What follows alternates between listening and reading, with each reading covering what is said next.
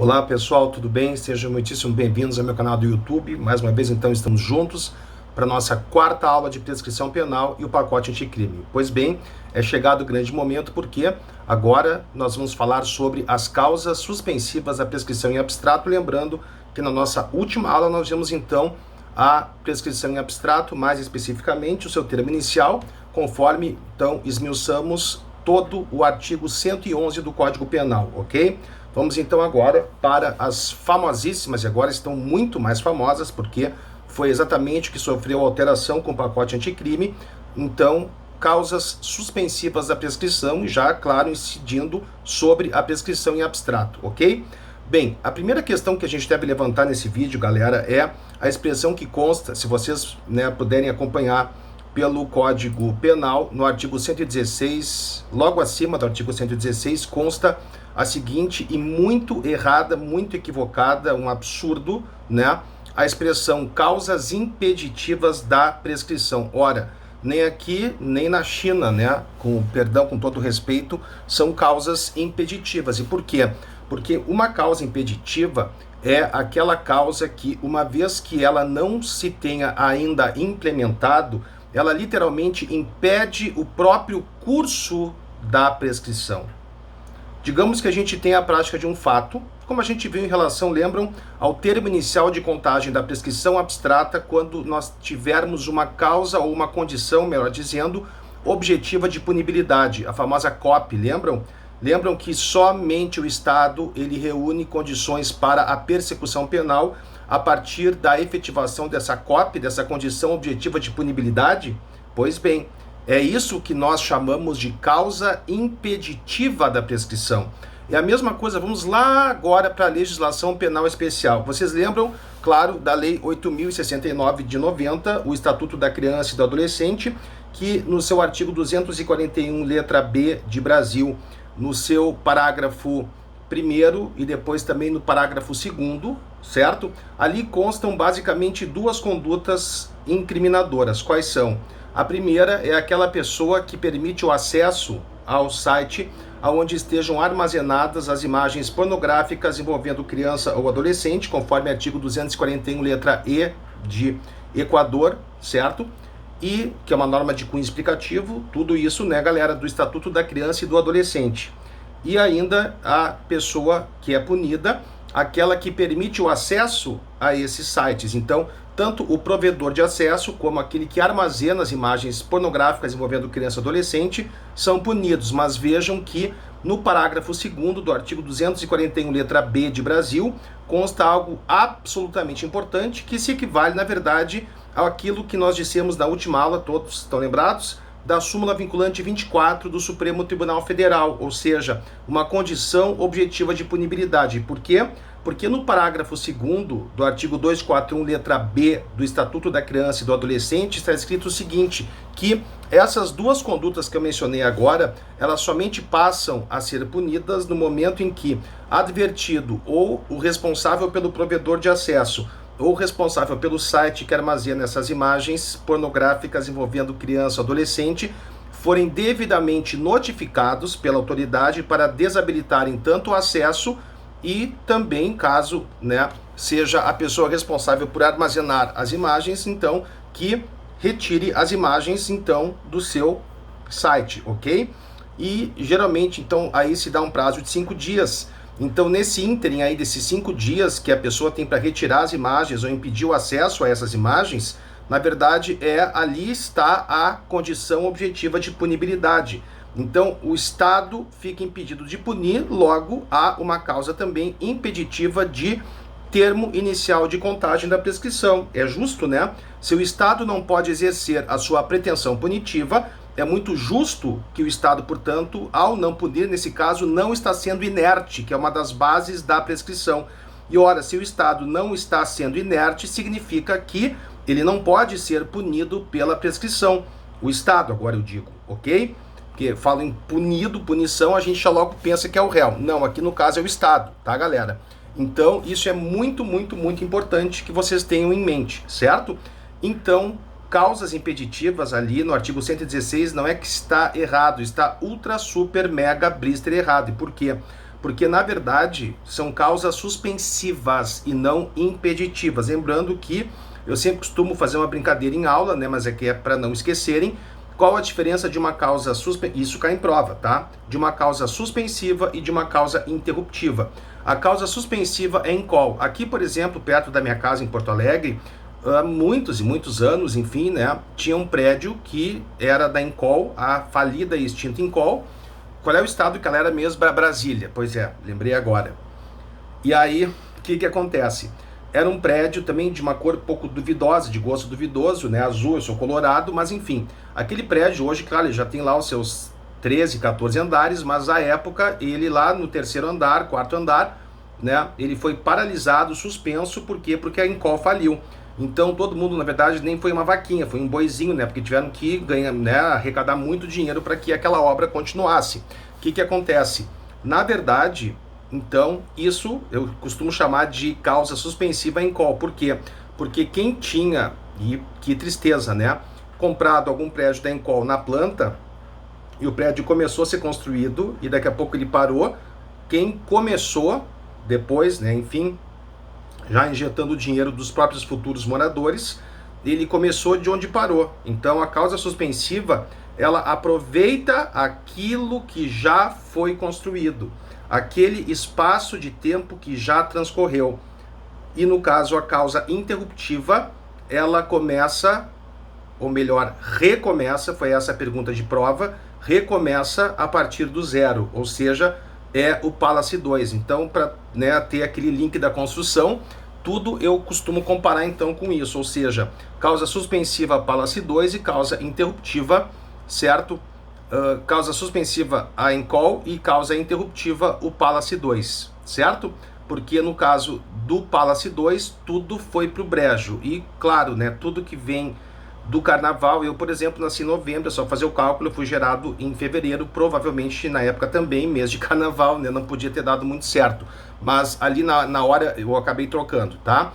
Cuidado então, causa suspensiva Encol, né, começa de onde parou. A gente aproveita aquele tempo que já transcorreu tanto, galera, que assim, ó, causas interruptivas num problema, numa prova, a gente sempre vai ter, né? Sempre vai ter um recebimento da denúncia, sempre vai ter uma data da publicação da sentença penal condenatória, uma pronúncia que talvez provavelmente sejam anuladas, enfim, e portanto não terão mais qualquer efeito, ok. Agora, cara, e nós vamos fazer isso aqui no meu canal, tá? Vai fazer um exercício de prescrição em que sempre, portanto, vão haver, né? Sempre vão existir causas interruptivas, mas quando o examinador resolve colocar junto ali causas suspensivas, bah, daí é brabo. Por quê? Porque vejam se vocês, né, conseguem acompanhar, porque é complicado, né, nessa linha imaginária que eu faço, mas nós temos a data do fato, nós temos o oferecimento da denúncia, nós temos o recebimento da denúncia, tá?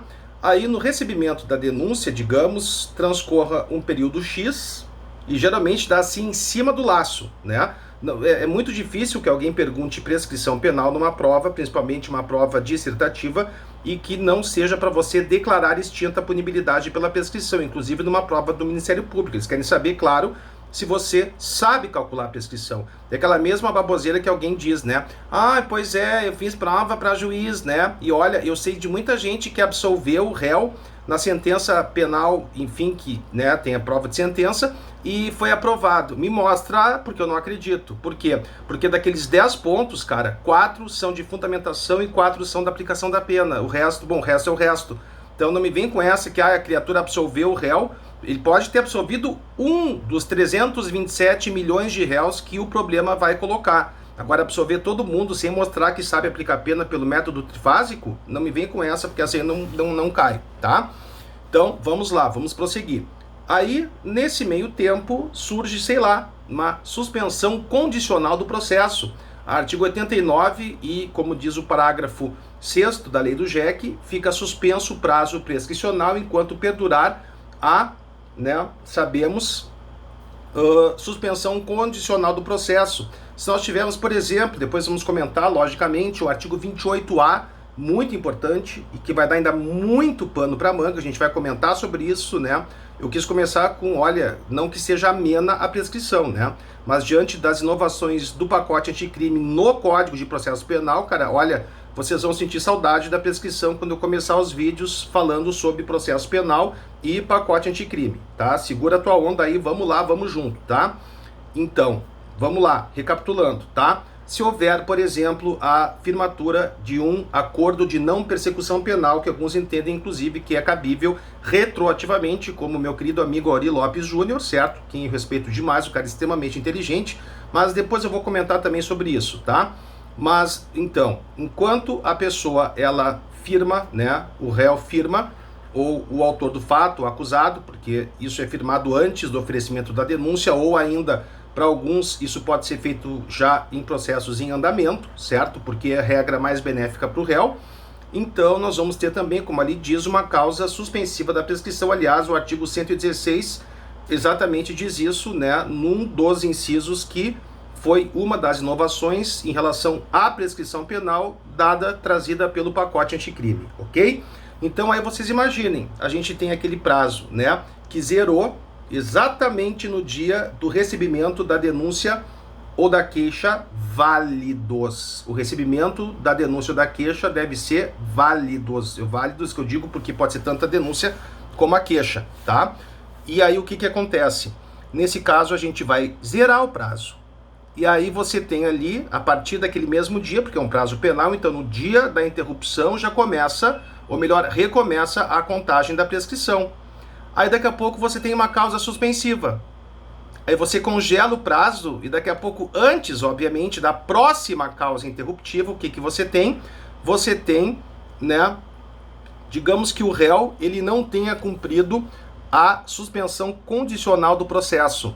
A revogação da suspensão condicional do processo faz com que duas coisas sejam retomadas. Ora, o curso do processo, por certo, e automaticamente o curso da prescrição. Então vejam que nós vamos ter aí que pegar prazos isolados, com causas interruptivas no meio, e somar esses prazos das causas suspensivas, né, prazos que transcorreram, né, antes, obviamente, das respectivas causas suspensivas, e somá-los para a verificação da ocorrência ou não da prescrição. Então, olha a dificuldade disso, é difícil até de conseguir explicar isso para vocês, porque é uma coisa bastante complexa, certo? Então, vamos lá, vamos entender o que é uma causa suspensiva, galera. A gente, tá indo, pá, recebimento da denúncia ou da queixa. Zero prazo. Recomeça do zero, portanto, no mesmo dia, porque é um prazo penal, conta-se o dia do início, cuidado, questão bem prática. Aí vai, recomeça do zero, pá. Daqui a pouco, questão prejudicial, que a gente vai falar agora. Daqui a pouco, a suspensão do processo por conta de partido político que tenha representatividade no Congresso, conforme é artigo 53, parágrafo 4º da Constituição da República. Quer dizer, enquanto perdurar a causa suspensiva, o prazo fica freeze, ele fica congelado. Entenderam? Então, isso é o que faz uma causa suspensiva. Ela tem um condão de congelar o prazo prescricional, certo? Bem claro isso? Bom, dito isso, então, a gente já consegue tirar duas primeiríssimas e mega importantes conclusões. Primeiro, que a expressão causas impeditivas da prescrição, escrita acima do artigo 116, não está errada, está muito errada. E por quê? Porque o certo seria dizer o quê? Causas suspensivas da prescrição e jamais impeditivas. Por quê? Impeditivas, como eu expliquei, são aquelas cuja não implementação sequer permitem que a prescrição comece a correr, certo? E a segunda é, então, conclusão mega importante, que uma causa suspensiva da prescrição faz com que o prazo fique em banho-maria, fique suspenso, mas aquele tempo anterior, imediatamente antecedente à causa que suspendeu a prescrição, ele é sim levado em conta. Tá, galera? Ficou bem tranquilo isso? Então isso é muito importante para fins de nós compreendermos o que é uma causa suspensiva. Bom, em relação ao inciso 1, então, nada mudou. Vamos ler? Diz lá o artigo 116. Vamos lá, acompanha aí comigo, certo? Vamos lá, todo mundo pronto? Diz assim, né? Antes de passar em julgado a sentença penal condenatória, a prescrição não corre. Inciso 1. Enquanto não resolvida em outro processo, questão de que dependa o reconhecimento da existência do crime. Vamos de novo? Inciso 1. Enquanto não resolvida em outro processo, questão de que dependa o reconhecimento da existência do crime. Automaticamente, vocês já podem colocar aí, fazer menção aos artigos 92, eu disse 92, e 93 do Código de Processo Penal. Por quê? Porque ali estão previstas as chamadas QPs, questões prejudiciais. Aliás, a gente poderia substituir e iríamos fazê-lo de maneira muito adequada, toda essa montoeira de palavras aí, por uma expressãozinha bem mais simples, questões prejudiciais, ao invés de estar colocado ali, enquanto não resolvida em outro processo, questão de que dependa o reconhecimento da existência do crime, certo? Imagina o seguinte, tá? Alguém está sendo processado por crime de bigamia, ok? Bom, e aí, no curso desse processo, o que acontece? Na verdade, nós temos aí, então, uma alegação por parte da defesa de que, na esfera civil, obviamente que o juiz criminal não tem competência para isso, certo? Tramita uma ação visando a anulação do primeiro casamento. É lógico que, se o primeiro casamento desse vivente for declarado nulo, ele obviamente não terá cometido crime contra a família do artigo 235 do Código Penal, que é o crime de bigamia, certo? Aliás, o artigo 92 do Código de Processo Penal diz, que a questão prejudicial, quando for para discutir o estado civil das pessoas, ela impõe, veja como é importante essa questão prejudicial, ela impõe, fique suspenso tanto o processo, e aí pelo artigo 116, inciso 1 do Código Penal, também fique suspensa a prescrição, até que haja uma sentença transitada em julgado na esfera civil, para a gente ver a importância daquilo que se discute. Bom, é estado civil das pessoas, galera? Daquilo que se discute, em relação ao artigo 92. Já o artigo 93, e a comparação é importante, não tem essa força toda. Por quê?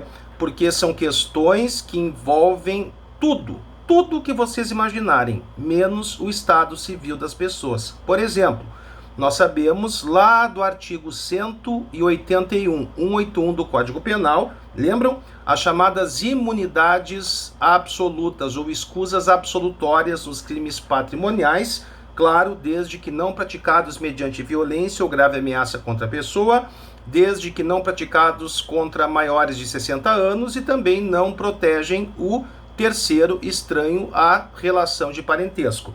Mas imaginem que marido e mulher, ainda na constância da sociedade conjugal, ou a união estável também é contemplada, embora não esteja ali, é uma analogia em bonam partem, digamos que alguém pegue o televisor, mas que esse televisor, ele, e claro, o outro acaba indo até a delegacia, alegando que o outro cônjuge acabou, na verdade, furtando o televisor, certo? E aí se discute exatamente acerca da propriedade desse bem. Quer dizer, é importante, nesse caso sim, porque daqui a pouco o bem é dele, daqui a pouco ainda estavam na sociedade, na vigência da sociedade conjugal, quer dizer, isso tudo fará com que sequer o Estado possa punir. Então, quando o artigo 116, galera, inciso 1 do Código Penal trata das chamadas questões prejudiciais, está falando, como o nome já diz, questões que prejudicam o próprio enfrentamento do mérito da questão criminal. Entenderam? E se elas não forem decididas, as questões prejudiciais, já que elas envolvem o mérito, e se forem acolhidas, acatadas, levam à absolvição, é prudente, é muito prudente que o juiz do crime aguarde até que sejam proferidas essas sentenças extracriminais. Para quê? Para que não existam, para que não haja o quê? Decisão ou sentença contraditória. Daqui a pouco, vamos pegar o seguinte, vamos mudar um pouco da bigamia, porque senão fica muita coisa assim, digamos, todo mundo fala desde a década de 40 no crime de bigamia. Vamos falar daquele crime do artigo 242 do Código Penal, lembram da adoção à brasileira, registrar como seu filho de outrem. Vamos dizer o seguinte, que alguém fosse acusado da prática desse crime e daqui a pouco, na esfera civil, se estivesse discutindo uma investigação de paternidade. Boa essa, bom exemplo, né? Porque foge da questão da bigamia. Nesse caso, interessante por quê?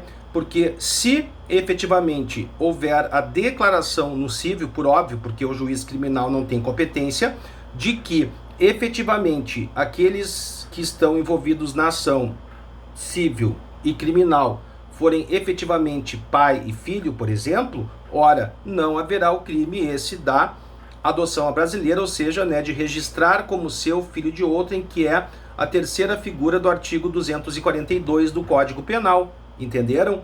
Então, é isso. E mais um detalhe importante, com relação ao inciso 1, já deu para ver, né? Somente as questões prejudiciais heterogêneas, ou seja, aquelas que são decididas fora da esfera criminal. Por isso, questões prejudiciais homogêneas, ou seja, aquelas que são discutidas na esfera criminal, como, por exemplo, o incidente de insanidade mental. Ele começa e termina no juízo criminal, mas é uma questão prejudicial que pode levar à absolvição, ainda que imprópria, né, porque imporá a medida de segurança ao réu, mas é importante que vocês tenham bem a noção disso, tá?